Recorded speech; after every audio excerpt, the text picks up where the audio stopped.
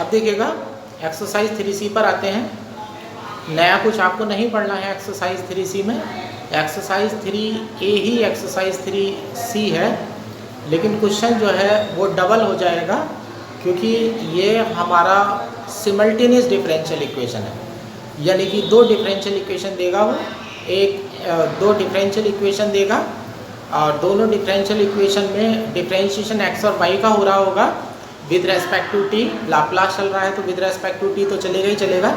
अब इसमें जो क्वेश्चन आप 3A में कर रहे थे वही क्वेश्चन को आप रिपीट करिएगा, लेकिन अब लेंथ जो है वो इसकी डबल हो जाएगी, तो इसलिए एक्सरसाइज 3C के क्वेश्चन मत कीजिएगा। एक पहला सवाल करा दूंगा, एक सबसे लास्ट करा दूंगा और एग्जाम्पल देख लेना बस, और इसकी और कोई ज़रूरत नहीं है क्योंकि ये काफ़ी हो चुका है। और आज इसको अब हम एंड कर देते हैं। अब देखिएगा d² + 2x - dy = 1, dx + d² + 2y = 0 with condition t > 0 है। x dx y और dy = 0 है। x भी 0 है, x डैश भी 0 है, y भी 0 है, y डैश भी 0 है एट t = 0। यानी कि जितने भी कांस्टेंट्स हमारे लाप्लास के फार्मूले में आते हैं सारे के सारे कांस्टेंट्स हमारे 0 हैं। चलो ये फ़ायदे वाली बात है, क्वेश्चन थोड़ा सा छोटा हो जाएगा क्योंकि क्वेश्चन की लंबाई जो है बहुत ज़्यादा हो जाती है। सबसे पहले d को एलिमिनेट करके आप डिफरेंशिएशन उसका करिएगा। अब ये है डिफरेंशियल इक्वेशन आपकी, चूँकि ये d² + 2 है, x को अंदर लाइएगा, x double dash + 2x - y dash = 1। Take Laplace ले लीजिएगा, Laplace of x double dash + 2 Laplace of x minus Laplace of y dash = Laplace of 1। x double dash है तो ये हो जाता है p² lx minus px 0 minus x dash 0 plus ये हो जाता है 2lx माइनस ly डैश है तो ये हो जाता है p ly माइनस y0 1 का लाप्लास 1/p हो जाता है। अब x 0 हुआ, x डैश 0 है, ये सारे के सारे आपके आर्बिट्रेरी कांस्टेंट जो है सारे ऊपर 0 में दे रखे हैं तो ये सारे एलिमिनेट हो जाएंगे। अब आपका यहाँ से एक तो p² lx है, यहाँ पर ये 0 हो जाएगा, ये 0 हो जाएगा, एक p² + 2 lx बन जाता है, ये 0 में चला जाएगा और यहाँ हो जाता है minus p ly = 1/p, equation number 1। अब ये यहाँ पर आपने पहली जो डिफरेंशियल इक्वेशन है उसका लाप्लास ले लिया है, यही प्रोसीजर आप दूसरी वाली इक्वेशन के साथ भी करिएगा। अब ये देखिएगा, चूँकि अब यहाँ से देखिएगा x dash + y double dash + 2y = 0। Take Laplace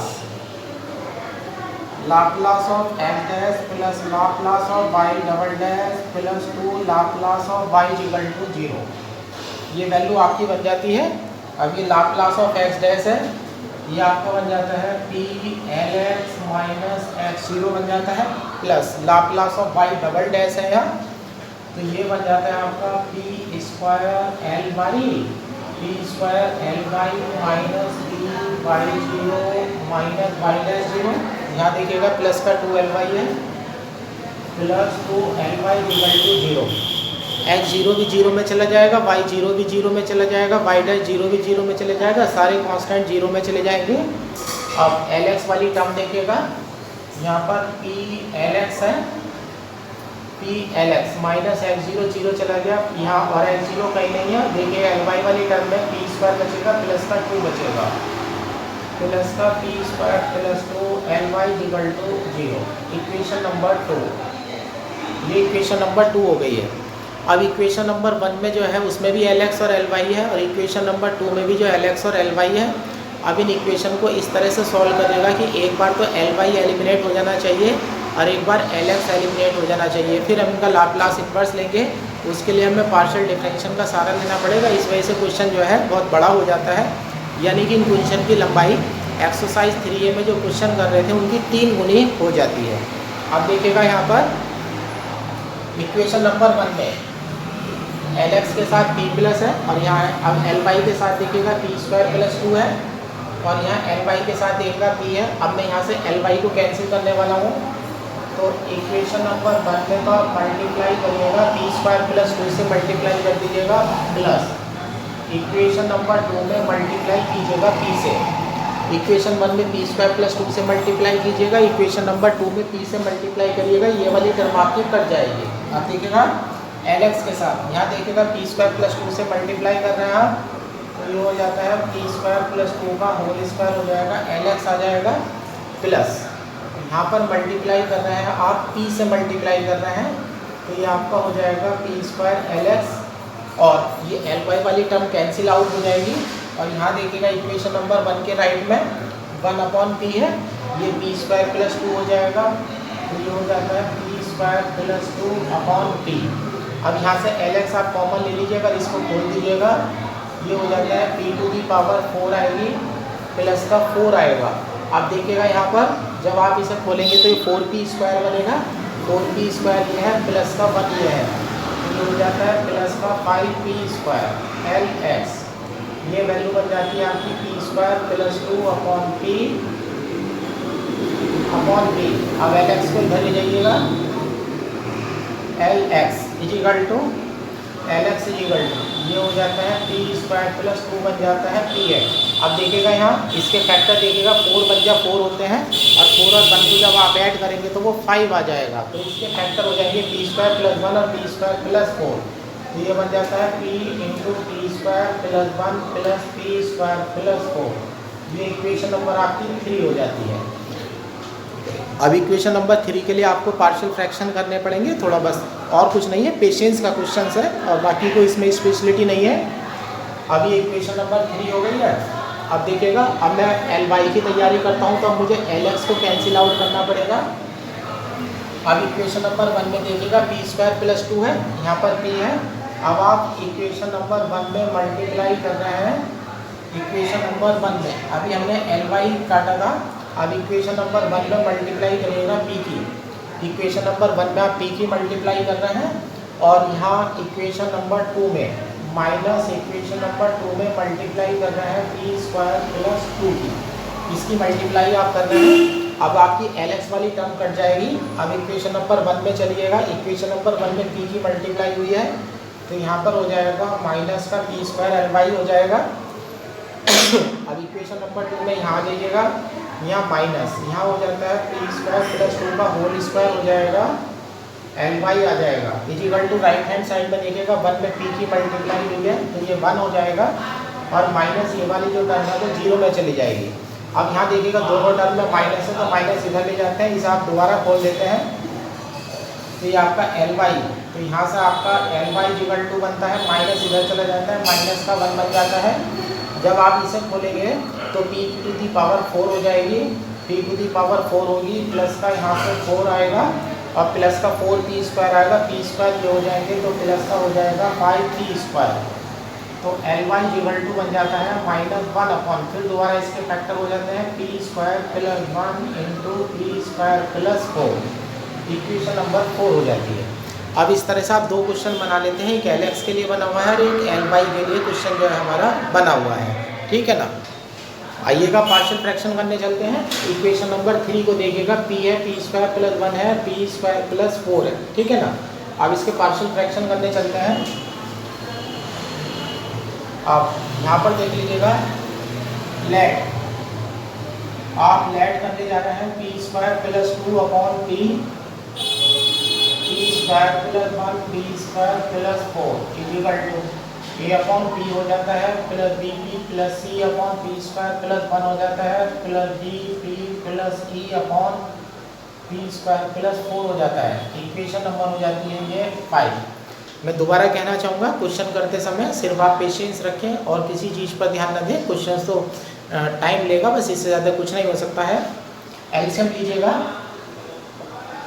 p square plus 2 a के साथ हो जाता है, p स्क्वायर प्लस 1 आता है, p स्क्वायर प्लस 4 आता है, b के साथ ये वाली टर्म नहीं आएगी, तो p स्क्वायर हो जाता है, p स्क्वायर प्लस 4 हो जाता है, प्लस c के साथ आता है p into p square plus 4 आता है, d के साथ आता है p square into p square plus 1 आता है, प्लस e के साथ आपका आता है p into p square plus 1।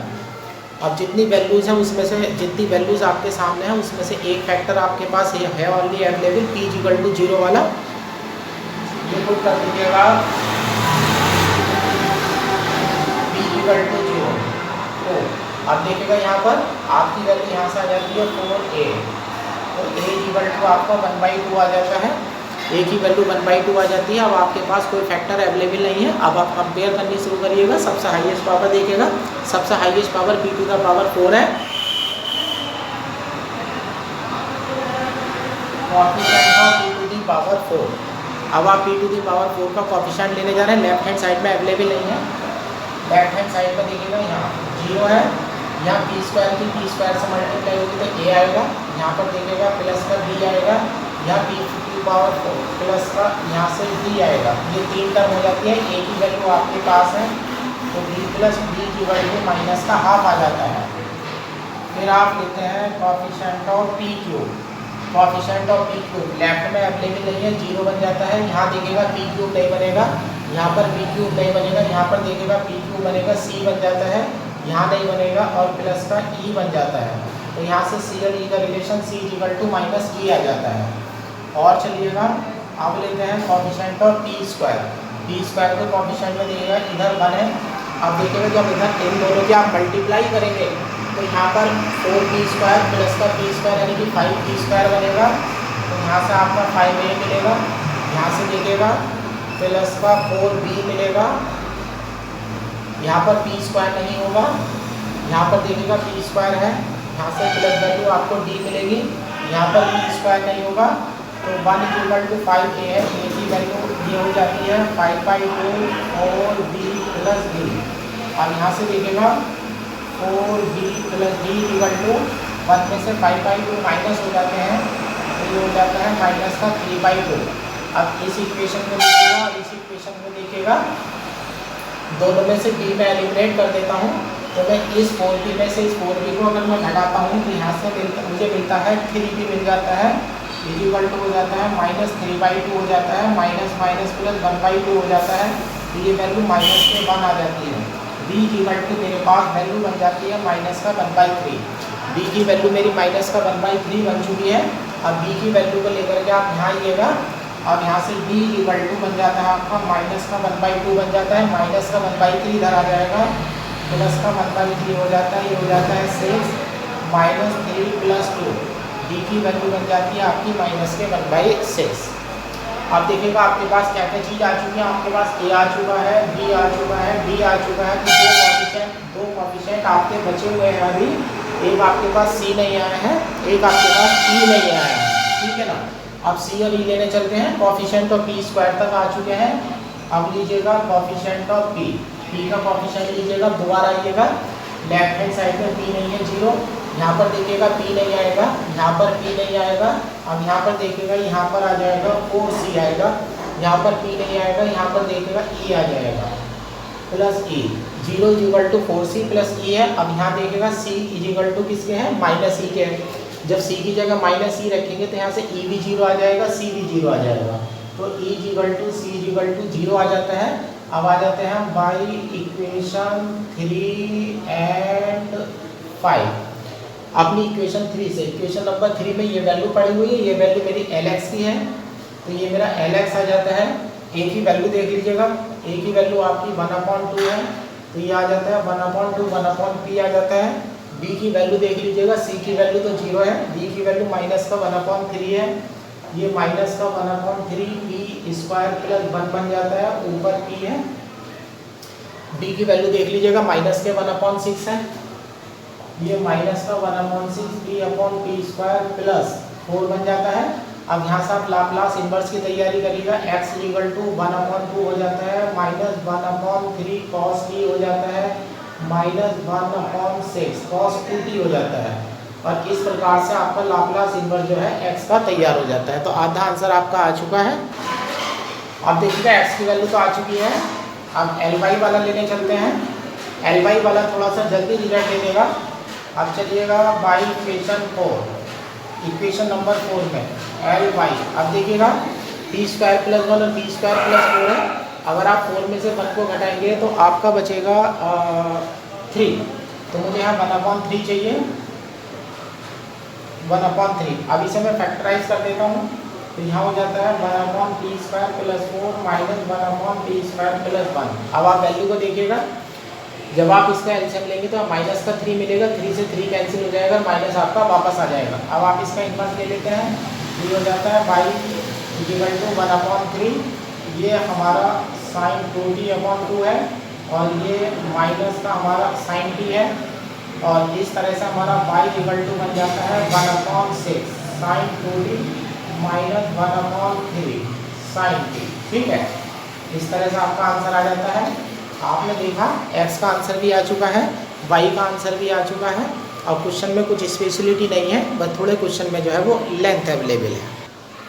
अब देखिएगा, ये एग्जाम्पल नंबर 2 समझ लीजिएगा, क्वेश्चन नंबर 4 समझ लीजिएगा, दोनों एक ही हैं और दोनों ही मिसप्रिंट है बुक में। एक्चुअल पोजीशन तो यह है, हमारी यूनिवर्सिटी में जब भी क्वेश्चंस आया है इस चैप्टर से, इसके अलावा कोई क्वेश्चंस नहीं आया है, सिर्फ यही क्वेश्चन है जो 2-3 बार आराम के साथ आया हुआ है। dx/dt + dy/dt = t, d2x/dt² माने y = e⁻t। x 0 भी 0 है, y 0 भी 0 है, dx/dt भी 0 है, if t = 0, यानी कि जितने भी आने वाले कांस्टेंट है वो सारे के सारे 0 हैं। और मिसप्रिंट इसमें बुक में ये है, यहाँ पर जो d2x/dt² है, यहाँ पर बुक में d2y/dt² लिखा हुआ है, जो कि गलत है। सही क्वेश्चन इस तरह से आता है, ये सही क्वेश्चन है हमारा। अब यहाँ से देखिएगा, इस डिफरेंशियल इक्वेशन को उठाइएगा, जो कि x + y = t। अब इसका टेक लाप्लास ले लीजिएगा। जब इसका लाप्लास आप लेते हैं तो ये हो जाता है Laplace of x' + Laplace of y' = Laplace of t।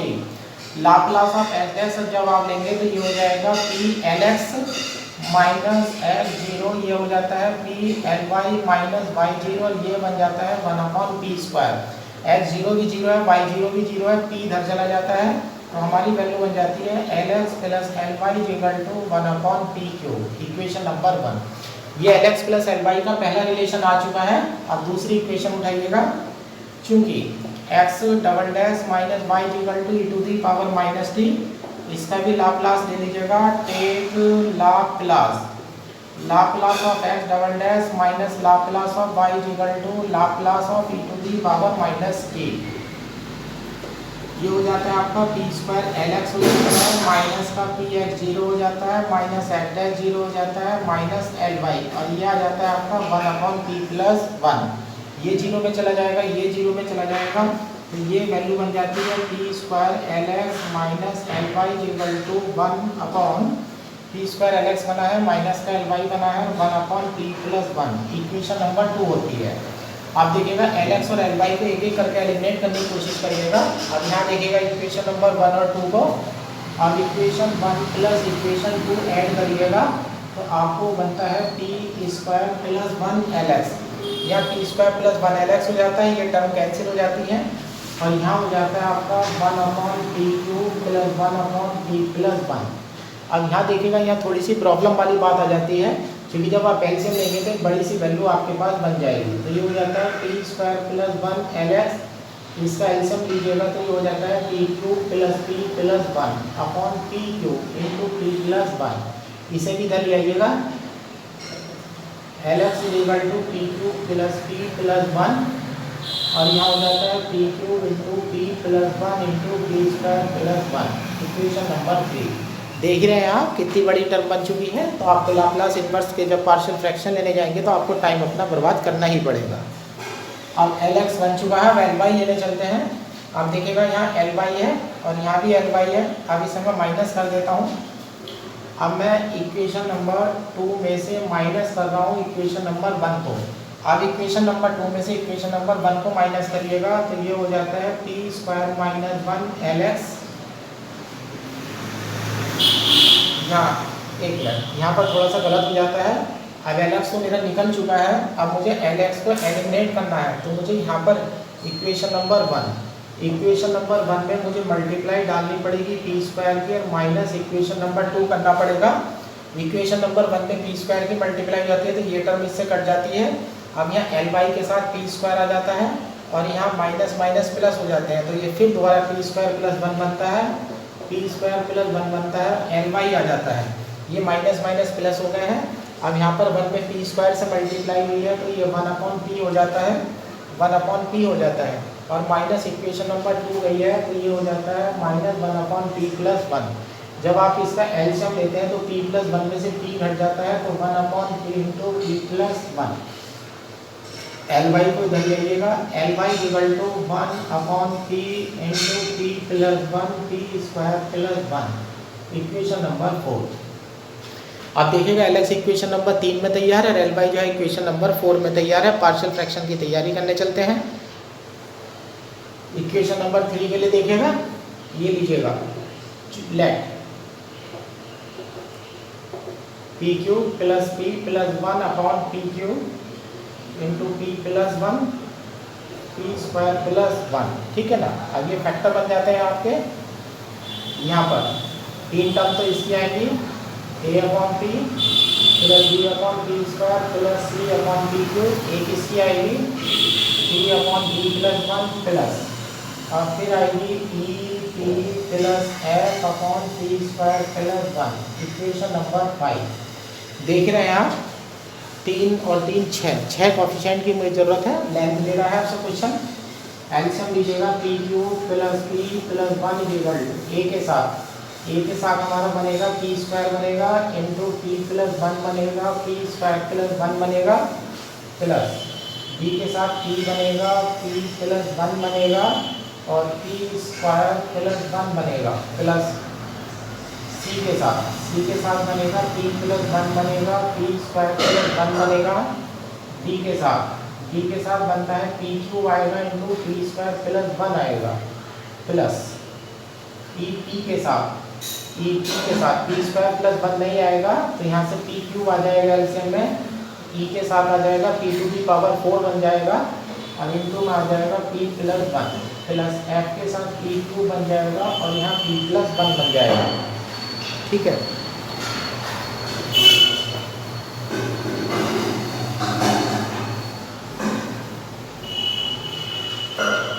इसकी कैलकुलेशन बेटा ध्यान से करिएगा। मेरा अपना मानना ये है कि जब हम एक बड़ी क्लास में पढ़ रहे होते हैं और क्वेश्चन कर रहे होते हैं तो हमारी जब भी मैथ में गलती होती है तो कभी बड़ी क्लास की डिफरेंशियल इंटीग्रेशन में कोई बच्चा गलत नहीं करता है, उसकी जो गलती होती है वो 7th या 8th क्लास की होती है।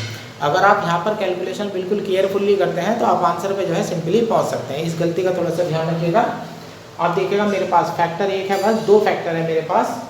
पुट, अब मैं p = 0 रखता हूँ तो लेफ्ट हैंड साइड से मुझे 1 मिलेगा और यहाँ से मेरी c की वैल्यू मिल जाएगी, यहाँ c की वैल्यू आ जाती है, ये c = 1 मिल चुका है मुझे। अब मैं पुट p = -1 रखता हूँ। जब मैं -1 रखूँगा तो लेफ्ट से देखिएगा -1 आ जाएगा, यहाँ भी -1 आ जाएगा, ये +1 आ जाएगा, ये कैंसिल हो जाएगा तो यहाँ पर -1 बनता है और इधर से मुझे वैल्यू d की मिलेगी। d के साथ देखिएगा p³ है, ये -1 हो जाता है, p² +1 हो जाता है, ये -2d आ जाता है तो -2d, d की वैल्यू 1/2 बन जाती है। d की वैल्यू 2 कॉफिशिएंट मेरे आ चुके हैं 6 में से। अब मैं कंपेयर करने चलता हूँ। सबसे हाईएस्ट पावर देखिएगा 5 है, कॉफिशिएंट ऑफ p⁵। अगर अब p⁵ का कॉफिशिएंट देखेगा, p⁵ लेफ्ट में नहीं है, 0। अब यहाँ देखिएगा जब इन दोनों टर्म की मल्टीप्लाई होगी तो pq आएगा और बाहर से p² आएगा तो p⁵ हो जाएगी तो यहाँ से a आ जाएगा। यहाँ देखिएगा यहाँ पर p² है, इंटू में p है और इंटू में p है तो p की पावर 4 हो जाती है। यहाँ पर नहीं बनेगा, यहाँ p की पावर 3 हाईएस्ट बनेगी। यहाँ देखिएगा p की पावर 5 बनी हुई है, प्लस का p आ जाता है, यहाँ देखिएगा प्लस का e आ जाता है। अब यहाँ पर d की वैल्यू मेरे पास है तो यहाँ से मुझे मिल जाता है a + e = ½ 2 फैक्टर मेरे पास थे, p = 0 वाला, p = -1 वाला, दोनों को मैं एलिमिनेट कर चुका, 2 यूज़ कर चुका हूँ, एक कंपेयर कर चुका हूँ। अब मैं लेने जा रहा हूँ कॉफिशिएंट ऑफ p⁴। लेफ्ट में p⁴ नहीं है, 0 में चली जाएगी। अब देखिएगा, यहाँ देखिएगा जब आप इन दोनों टर्म की मल्टीप्लाई करेंगे तो आपको एक तो p³ मिलेगा, एक प्लस का p² मिलेगा, p³ मिलेगा, प्लस का p² मिलेगा और प्लस का 1 मिलेगा, प्लस का p मिलेगा, यानी कि प्लस का p प्लस का 1, यहाँ थोड़ा सा साइड में मल्टीप्लाई करके लिख देता हूँ जिससे कि मेरे छांटने में कोई गड़बड़ ना हो। ऐसे यहाँ पर BP है, यहाँ भी ये टर्म मिलेगी, ये वाली टर्म मेरी यहाँ पर आ जाएगी, ये दोनों टर्म मेरी सेम है। अब मैं लेने जा रहा हूँ coefficient of p to the power 4। Coefficient of p to the power 4 के लेने के लिए स्क्वायर अंदर से आएगा, स्क्वायर बाहर से आएगा, तो a मिल जाता है, a मिल जाता है। अब देखिएगा यहाँ पर ये वाली टर्म यहाँ ही है, अब यहाँ p क्यूब है, बाहर से p आएगा तो प्लस का b मिल जाएगा, प्लस का b मिल जाएगा। अब देखिएगा यहाँ पर p क्यूब है, यहाँ p टू दी पावर 4 लेने जा रहा हूँ मैं, यहाँ जब मल्टीप्लाई होगी तो p टू दी पावर 4 नहीं होगी, यहाँ जब मल्टीप्लाई होगी तो p टू दी पावर 4 नहीं होगी, यहाँ जब मल्टीप्लाई होगी तो प्लस का e आ जाएगा, प्लस का e आ जाता है। यहाँ p टू दी पावर 4 है, यहाँ प्लस का f आ जाता है। आप देखिएगा यहाँ पर ये देखिएगा वैल्यू a प्लस e की वैल्यू माइनस का हाफ है, a प्लस e की वैल्यू माइनस का हाफ अगर रख देते हैं तो b plus f is equal to 1/2 बन जाता है। यहाँ पर a प्लस e की वैल्यू ऊपर से रख दी गई है, अब एक इक्वेशन यहाँ से बन जाती है। अब मैं लेने चलता हूँ कोएफिशिएंट ऑफ p क्यूब। अब p क्यूब का कोएफिशिएंट ध्यान से देखिएगा, लेफ्ट हैंड साइड में मेरे पास 1 है, 1 इज इक्वल टू, अब इस वैल्यू को आप इस तरह से पढ़िएगा, p स्क्वायर की जब p से मल्टीप्लाई होगी तो p क्यूब बनेगा, ये a बन जाता है। अब यहाँ देखिएगा ये वैल्यू यहाँ है, ये वाली वैल्यू और ये वाली वैल्यू सेम है, यहाँ p की जब p स्क्वायर से मल्टीप्लाई होगी तो p क्यूब बनेगा, यहाँ पर b आ जाएगा, प्लस का b आ जाएगा, यहाँ देखिएगा प्लस का c आ जाएगा, यहाँ देखिएगा p क्यूब यहाँ बनेगा, प्लस का d आ जाएगा, प्लस का d आ जाएगा, यहाँ p क्यूब नहीं आएगा, यहाँ देखिएगा प्लस का f आ जाएगा, प्लस का f आ जाता है। आप देखिएगा यहाँ पर 1 इज इक्वल टू a ऐसे रहने दीजिएगा, क्योंकि a का कॉम्बिनेशन e के साथ है, यहाँ e नहीं है, लेकिन यहाँ कॉम्बिनेशन इसका देख लीजिएगा, b प्लस f है, b प्लस f की वैल्यू आपकी हाफ हो जाती है, b प्लस f की वैल्यू यहाँ से आ जाती है। अब यहाँ प्लस का c बचता है और प्लस d की वैल्यू यहाँ से हाफ आ जाती है, तो हाफ ये है, हाफ ये है, ये दोनों कैंसिल हो जाते हैं, यहाँ से बन जाता है a plus c is equal to 0, a is equal to minus c। इस तरह से यहाँ पर अब हमारा a और c का रिलेशन जो है वो एग्जिस्ट हो जाता है। अभी और आगे चलते हैं,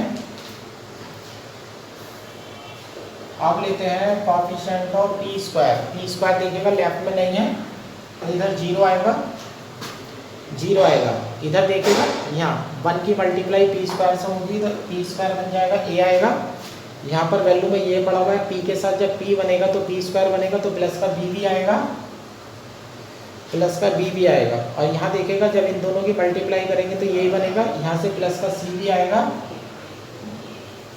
प्लस का c भी आएगा, और यहाँ पर देखिएगा p स्क्वायर नहीं बनेगा क्योंकि p टू दी पावर 4 का p to the power cube बनेगी, यहाँ पर p स्क्वायर नहीं बनेगा, यहाँ पर p स्क्वायर नहीं बनेगा। अब यहाँ a प्लस c है तो यहाँ से 0 इक्वल टू a की वैल्यू यहाँ से minus c plus b plus c बन जाती है, तो यहाँ से b इक्वल टू 0 बन जाता है। जब यहाँ से b इक्वल टू 0 बनेगा तो यहाँ से आ जाइएगा f इक्वल टू बन जाता है 1/2, f इक्वल टू 1/2 बन जाता है। अब f इक्वल टू 1/2 बन चुका है, b की वैल्यू आ चुकी है, f की वैल्यू आ चुकी है, a equal to minus c आ जाता है।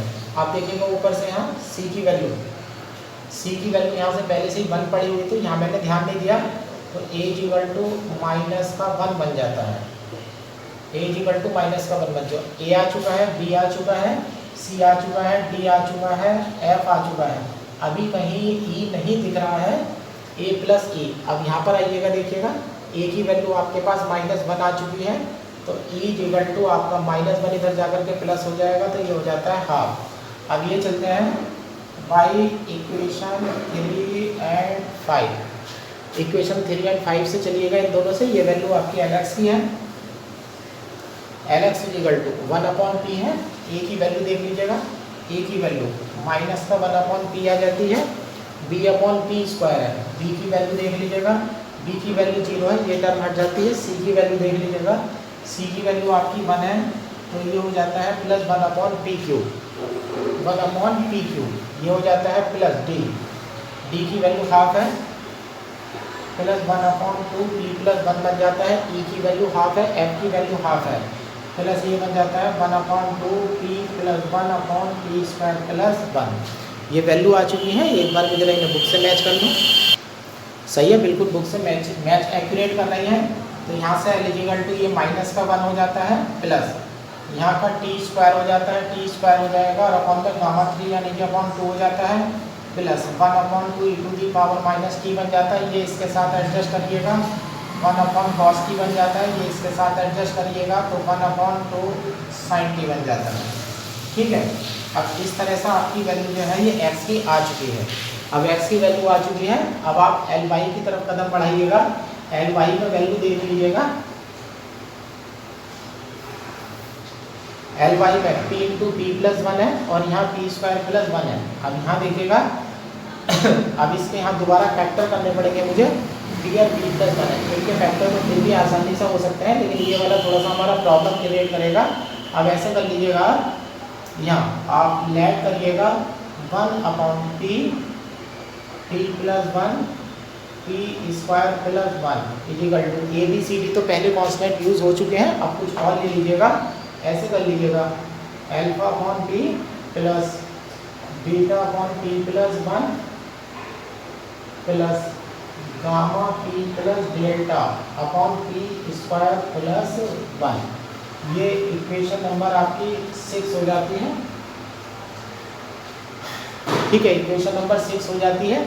अब यहाँ से आप आराम के साथ जिस तरह से मैंने फर्स्ट पार्ट के पार्शियल फ्रैक्शन करे हैं उसी तरह से आप इसके पार्शियल फ्रैक्शन कर लीजिएगा, उससे थोड़ा सा सिंपल है क्योंकि इसमें कोई इतनी बड़ी प्रॉब्लम नहीं होगी और आपका आंसर तैयार हो जाता है। एक्सरसाइज के क्वेश्चन आप नहीं करिएगा क्योंकि क्वेश्चन करने में एक क्वेश्चन करने में आपको मिनिमम आधा घंटा लगेगा ही लगेगा, ठीक है ना। और ये कोई ऐसे भी नहीं है क्योंकि सारी की सारी जो मेहनत है वो पार्शियल फ्रैक्शन में, और पार्शियल फ्रैक्शन आप चैप्टर नंबर 2 से करते ही आ रहे हैं। और इस तरह से हमारा चैप्टर नंबर 3 जो है वो लाप्लास एप्लीकेशन ऑफ लाप्लास वो एंड हो जाता है।